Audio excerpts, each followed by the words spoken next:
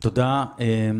אנחנו ננסה בשעה הקרובה קצת לצלול לעומק האתגרים, הבעיות, אולי גם ההזדמנויות במזרח התיכון סביב ההתבססות של רוסיה, ואני מאוד שמח שאיתי נמצאים כאן על הבמה.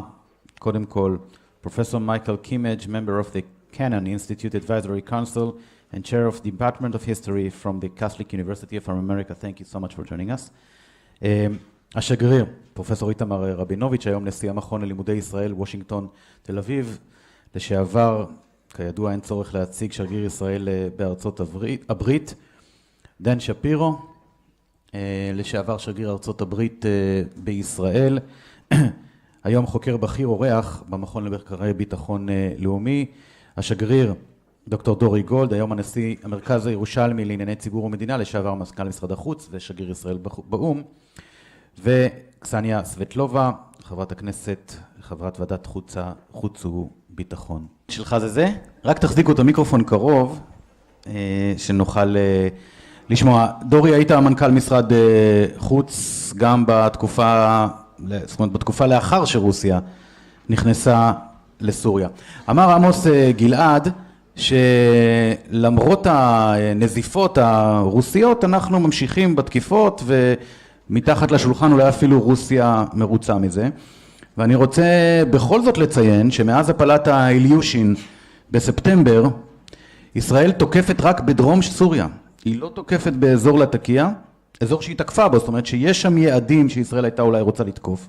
זאת אומרת, אולי כן יש הרתעה רוסית מפני תקיפה. בפועל, עזוב את המילים. אני רוצה לשאול אותך, האם אתה רואה את המשבר הזה הולך ודועך? האם ניתן לחזור למצב שבו בפועל, עזוב את המילים, ישראל תוכל לשמר חופש פעולה, כי בסופו של דבר, לפחות בחלק מסוריה, היום, מאז הפלת המטוס, אין לה. אני עדיין שואל את עצמי באיזה שפה לדבר. עברית. You can speak in English, if you wish. Whatever. You can speak with whatever language you want. Okay.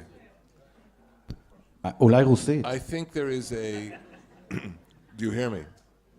I think there is a very strong understanding between Israel and Russia about Israel's freedom of action in Syria.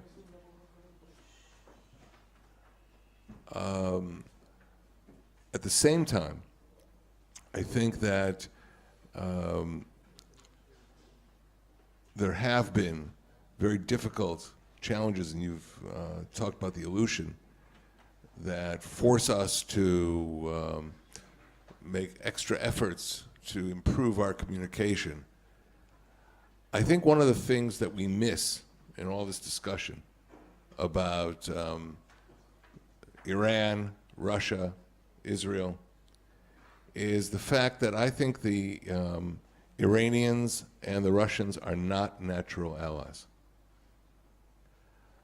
I believe that one of the underlying assumptions of the Russian intervention and the permission they give to the Iranians to be there is that the Russian conflict is with the Sunni Muslims. That's the way they see it. It's the Sunni Muslims and the Sunni states that have supported the Mujahideen in the Caucasus, and that's their central problem. So if they are in conflict with these organizations or with countries that support them, Pakistan, Saudi Arabia, they're addressing their number one national security concern. Iran isn't their concern. But I think that's a huge mistake they're making, because a study by any sort of college level student of the Middle East would lead such a person to understand that the Shia extremists in Iran have been supporting Sunni extremists for years, and the policy of going after Sunni states and propping up or supporting the Shia intervention in Syria, that policy can boomerang against Russia. I know I'm going a little off topic, but I think this is a very important fundamental element. And in my communications with Russians, I oftentimes would go into these details. And it was interesting, the responses. It wasn't an alien argument. It was an argument that they could understand. How did they respond? Well, I can't get into that. Well, it's here between friends. I can give you just a sense. I think they understood that there's a problem there. And they didn't speak about Iran as a country with similar values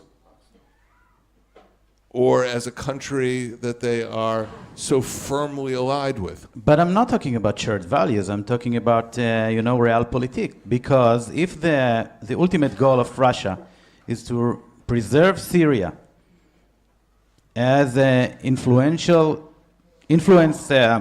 region or state under Russia influence, then if the Iranians are helping this goal, then they are cooperating with them, and they're not ready to resent them for that. A lot depends on your analysis of why the Russians are in Syria. Are they in Syria because they want to show the world and show the Arab world as well that unlike the United States with Mubarak, they don't abandon their allies? Valid theory number one, could be. It could be that they have other motivations to reestablish their global position vis-a-vis the United States. For whatever reason, they need the Iranian in order to reach this goal. But if their goal, and I'll give you the third goal is because the Chechen and other mujahideen from the Trans-Caucasus have gotten involved in these conflicts and have been involved in Syria. And so for them, a victory of jihadi Islam in Syria, from their perspective, will affect their security directly. If they are not allies, and maybe even some of their interests are in conflict, then again, why doesn't Russia, why the Russians do not restrain the Iranians when they see, even in the mind of how to calm things down, it does not serve the Russians that the Israeli Air Force keep on attacking Iranians in Syria. Following your logic, we should expect the Russian to say the Iranians stop, and we don't see it. I think something is going to happen that will shift the Russian policy at some point. But I can't say when, and I can't say what it is.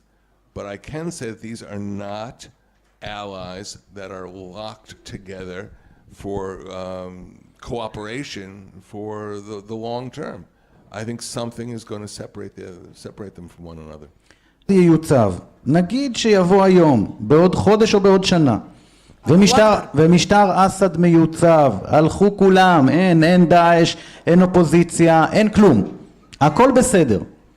האם משהו ישתנה? האם רוסיה תוכל להודיע לאיראן, תם תפקידכם, או שאנחנו נראה את אותו דבר שקורה היום, גם כאשר סוריה לא מיוצבת? זאת השאלה.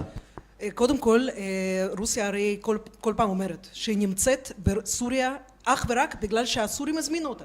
כן? אז אם סורים ימשיכו להזמין את רוסיה, אז הם יישארו, אין להם ברירה, הם חייבים להישאר שם. ואני ככה חוזרת איתך לבדיחה סובייטית משנות ה-70, כאשר שאלו אחד מהמרצים לפוליטולוגיה הסובייטי, אמרו לו, עם אילו מדינות גובלת ברית המועצות? והתשובה הייתה כזאת, ברית המועצות היא מדינה חופשית וריבונית, והיא גובלת עם מי שהיא רוצה. Rest my case. סיום יפה. דורי, דיברת קודם על רוסיה, אני רוצה לדבר איתך על ארצות הברית, אתה בראש ובראשונה גם אמריקנולוג. מה ישראל, נתניהו, ישראל, יכולים היום לדרוש לבקש? נפלתי בלשוני. זה התת מודע הישראלי שלי. אנחנו דורשים. מה ישראל... כן. Dan, you must get over it. דורי, מה בכל זאת, בהינתן וזאת ההחלטה של טראמפ, ומייקל קודם הציג מאוד יפה את הטיעונים אליה, מה בכל זאת אמריקה יכולה, ארצות הברית, ממשל טראמפ, יכולים בכלל לעשות כדי לשפר את המצב של ישראל מול איראן בסוריה, אם בכלל? You can answer in English, of course. יש הרבה דברים, there are many issues that are on our agenda between the United States and Israel, not just the question of Syria. If you want me to focus on that, that's possible, but we're now on the verge of a Trump initiative which will be released after the American elections. And it will have a number of details. Israeli elections, excuse me.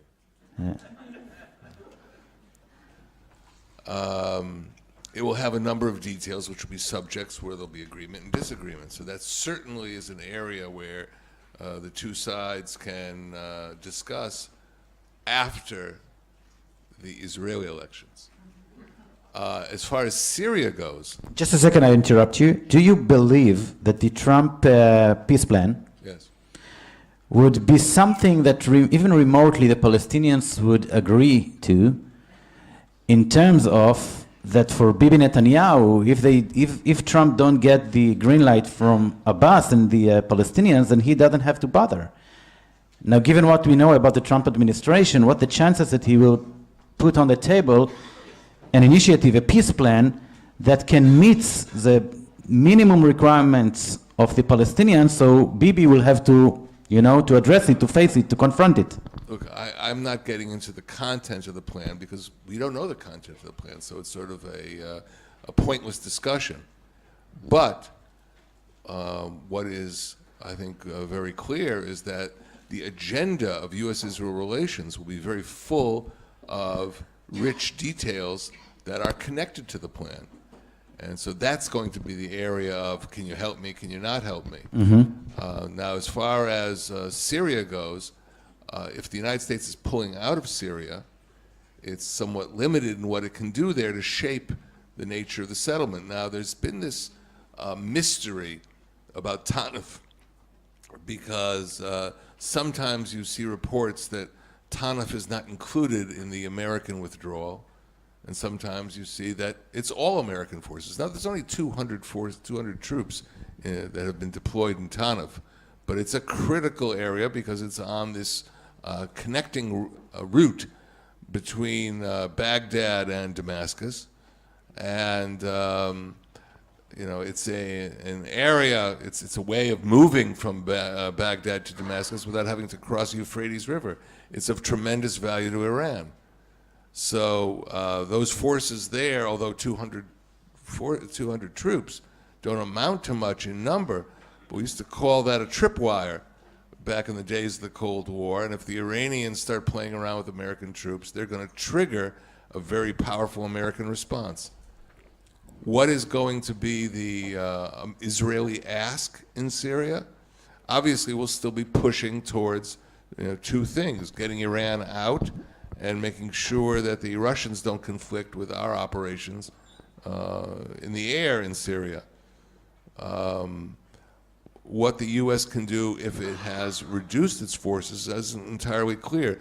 The president did make a statement that he sees the U.S. forces in Iraq as a lever, as a power that could be used in struggling with future scenarios in Syria. That was perceived as a reaction to the criticism he faced back home about his decision to withdraw from Syria, so he kind of went to a trip to Iraq and said, we're going to stay here forever. Well, policy and foreign policy isn't something you can just sort of, as we say in our language, lishlof.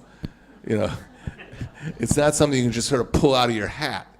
And therefore, these things have to be, I believe, somewhat thought through. And I don't think that that was said without any consideration of what American policy would be.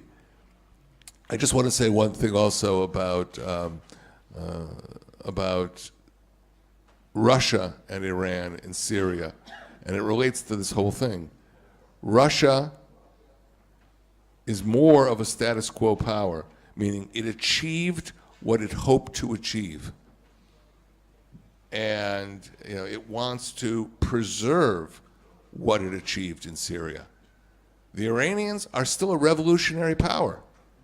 And they're not only just employing their own forces, but the big story in Syria are the Shia militias, which of course come from Afghanistan, Pakistan, Iraq, and they are there to upset the apple cart, which is not the Russian interest. If Russia's achievements will be put at risk because of Iranian policy, I see a serious conflict. It has already happened. I mean, the Israeli Air Force attack in Syria constantly, over and over again, put in danger the main goal of the Russians to stabilize Syria. And yet the Russians are not putting a red card in front of the Iranian, maybe because of what Amos said, they just cannot do it. It's not in their capabilities. Look, timing in international diplomacy is one of the hardest factors to predict. But there's an inherent conflict between these two sides, although they are defined as allies, and at some point it's going to come to be expressed. That's what I said earlier. Thank you. Dan Shapiro.